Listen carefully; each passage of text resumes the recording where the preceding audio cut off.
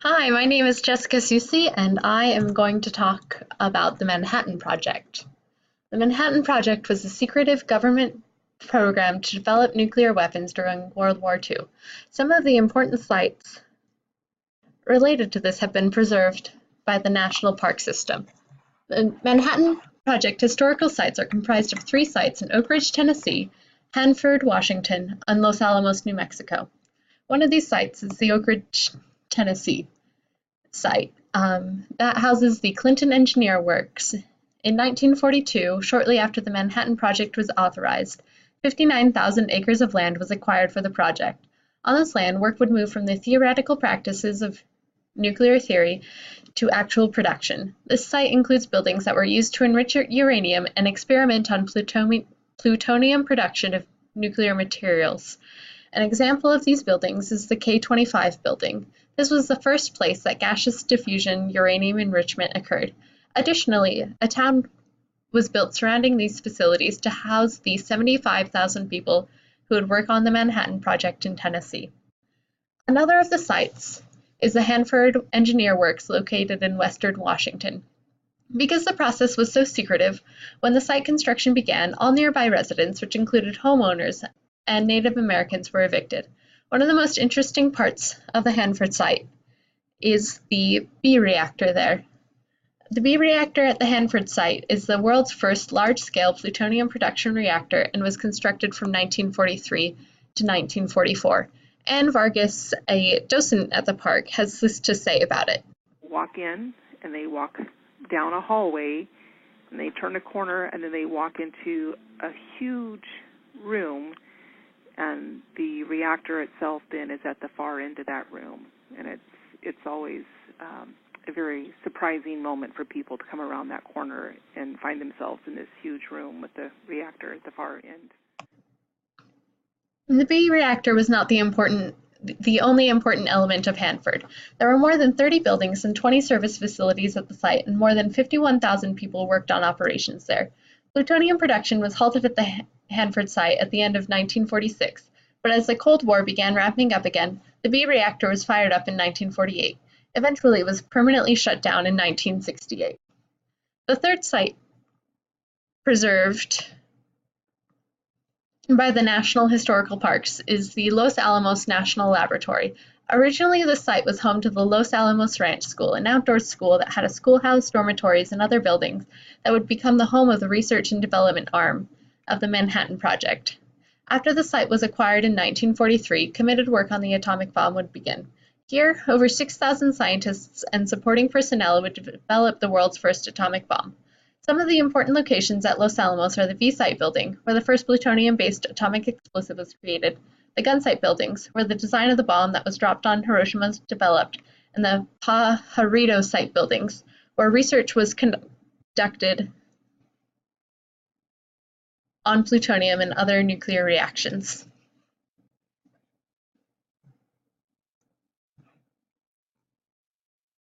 The Manhattan Project was a very important part of World War II, but was also a consequence of scientific discovery.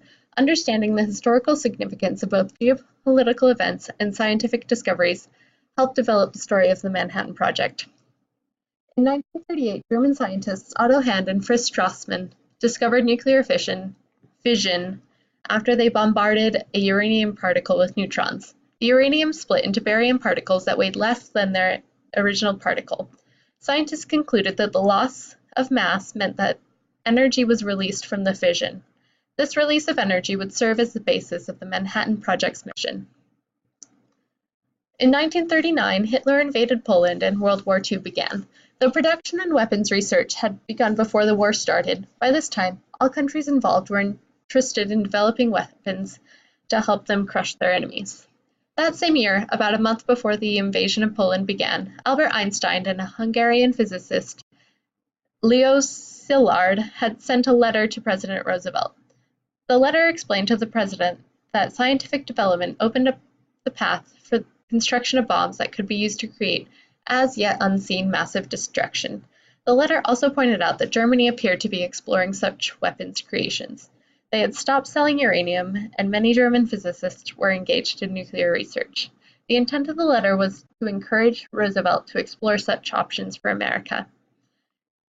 In 1940, as scientists began to understand the implications of nuclear weapons, scientists Otto Frisch and Rudolf Peierls explained how a nuclear weapon could work. Peierls said that as they worked out what such a bomb's results would be, both Frisch and I were staggered by them. Along with their research, they would release a memo that stated that the super bomb would be practically irresistible and it could probably not be used without killing large numbers of civilians. They also expressed the worry that Germany is developing this weapon, and the most effective reply would be a counter threat with a similar weapon. And those are all quotes from the memo. This memo was important because it laid out the reasons why America should develop such weapons as a defensive measure against other threats. At the end of the year, on December 7th, 1941, Pearl Harbor was attacked by the Japanese. The next day, the United States officially joined World War II. When the United States got involved in World War II, we became more committed to building an atomic bomb. The nuclear development program was given the name the Manhattan Project and put under the direction of Brigadier General Leslie R. Groves. One of the first actions he took was the acquisition of land that would become the Clinton Engineering Works in Tennessee to help develop atomic materials. Another important choice Groves made was the choice of director of research. The physicist J. Robert Oppenheimer had organized a theoretical physics program at Berkeley and had been working there with scientists on issues related to nuclear physics. General Groves would choose Oppenheimer to lead the research arm of the Manhattan Project. At the end of 1943, Groves and Oppenheimer selected the Los Alamos site as the location of the laboratory that would lead research in nuclear weapons development. Later in 1942, in a racket court underneath a field at the University of Chicago, the Italian physicist Enrico Fermi created the first self-sustaining chain reaction.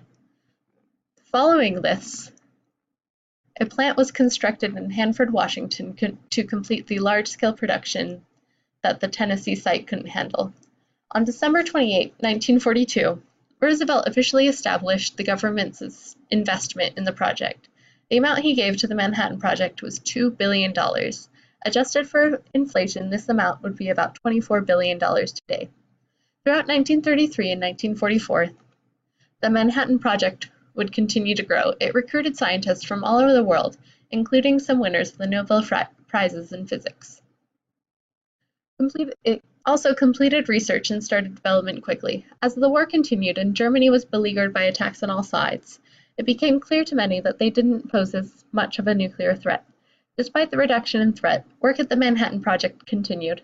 Many scientists working there had joined because of the great threat of Nazi Germany. However, only one scientist left when it became clear that weapons development would continue even though Nazism was on the decline. On May 7, 1945, Germany surrendered to the Allies. Though this ended the war in Europe, the United States still faced a threat from Japan. A few months later, on July 16, 1945, the Trinity test was completed. This detonation in the New Mexico desert created about 21 kilotons of explosive yield and showed that the work of the Manhattan Project had achieved its aims. Less than a month later, on August 6, 1945, a similar bomb, called the Little Boy, was dropped on Hiroshima, Japan. 3 days later, another atomic bomb, Fat Man, was dropped on Nagasaki. These destructive bombs resulted in the surrender of Japan on August 14, 1945, thus ending World War II. Much of the significance of the Manhattan Project can be told through the stories of some of the people involved. President Franklin Delano Roosevelt, who led the country through much of World War II until his death in 1945, made the choice to begin the Manhattan Project. He was the person who committed $2 billion to be spent on creating the facilities and research needed for the project. The money helped employ more than 130,000 people who would come to work on the project at sites throughout the country. Importantly, this project was just one element of war production, which would bring unemployment down to its lowest levels. The two men that led the Manhattan Project highlight how the project was a joint effort between military and science. Many of the scientists who joined were already involved in nuclear research. The financial backing of of the government and the military's need for atomic weapons meant that this somewhat theoretical research was pushed into practical applications. The Manhattan Project pushed nuclear science further because of these pressing needs, and we still feel the effects today.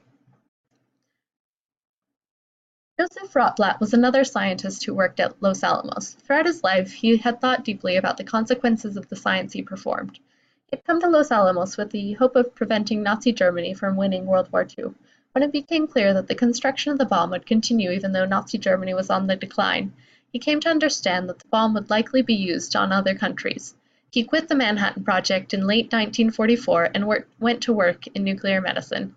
Later in his life, he would become a proponent of non-proliferation and win a Nobel Peace Prize for his work.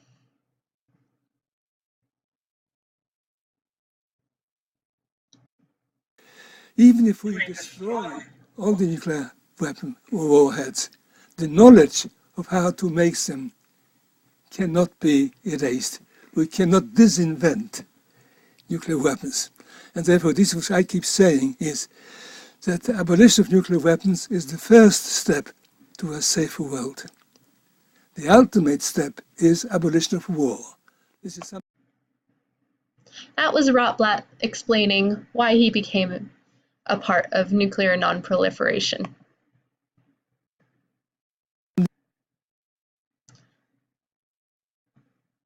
Harry Truman had only been president for a few months when he decided to use the bombs on Japan. Later, he said that he made this choice to keep America from fighting a long, drawn-out war that would cost the lives of American and Japanese soldiers. Though the deaths of many Americans were prevented, there were still very many civilian Japanese deaths. His choice was a difficult one, and it is difficult for somebody in our time to fully comprehend.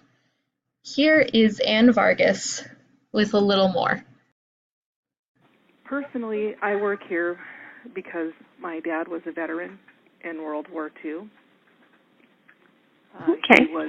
He was in the South Pacific. He would have been a part of that invasion force that would have invaded Japan. So I am grateful that what was done here ended the war quickly. Later on, my family moved to Washington State, and so then he actually became a Hanford worker. In order to understand why the atomic bomb was created and employed, you have to understand the circumstances of World War II and reckon with the dangers faced. Concluding whether the choice was correct depends on this deep understanding. Learning about the Manhattan Project forces you to think about all the things that led to Truman's choice. The Manhattan Project had a lot of aftermath that should be talked about. Firstly, the aftermath in Japan was catastrophic. An important thing to remember is that there was a lot of destruction there. The lower estimates for the death toll on the day each bomb was dropped were staggering. 150,000 people died in Hiroshima and 75,000 died in Nagasaki. More deaths from radiation poisoning and other effects from the bomb would happen in the following weeks and months. Another effect of the development of nuclear weapons was the Cold War. Nuclear weapons heightened the risks of the Cold War. The main feature of it was that the threat of nuclear weapons meant that it never escalated to outright conflict between the USSR and the United States. One major event in the Cold War was the Cuban Missile Crisis. Here, the USSR stationed nuclear missiles in Cuba. President John F. Kennedy threatened military action if they were not removed. This was one of the times the United States and the USSR came closest to nuclear war. This illustrates the high tensions of the Cold War era. Throughout this time, nuclear attack drills were performed, and kids grew up with the threat of nuclear war hanging over them. This shaped politics between World War II and the fall of the USSR in 1991. As time passes, more and more countries get nuclear weapons. According to the United Nations Office for Disarmament Affairs, there are over 22,000 nuclear weapons in the world, and over 2,000 nuclear bombs have been tested since their invention. Many think that increased nuclearization is a bad thing. Groups like the United Nations Office for Disarmament Affairs work towards nuclear disarmament in hopes to make a safer world. Furthermore, the United States often places a high priority on preventing certain countries from developing nuclear weapons programs. For example, the complex and controversial Iran deal was designed to help prevent Iran from developing a nuclear weapons program, while it permits them to develop nuclear energy. The political events of this past week show how important nuclear weapons are in geopolitics. The United States and the rest of the world's relationship with North Korea is complicated by the fact that they have nuclear weapons. This week, North Korea agreed to cease nuclear weapons testing, which is an important step in normalizing relationships.